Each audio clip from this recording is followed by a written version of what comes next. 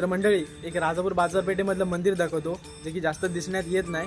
आणि तुम्ही जर राजापूरला कधी आलात तर ह्या मंदिराला नक्की व्हिजिट करा. बाकी या मंदिराचं नाव राजापूरकर कमेंटमध्ये सांगतील.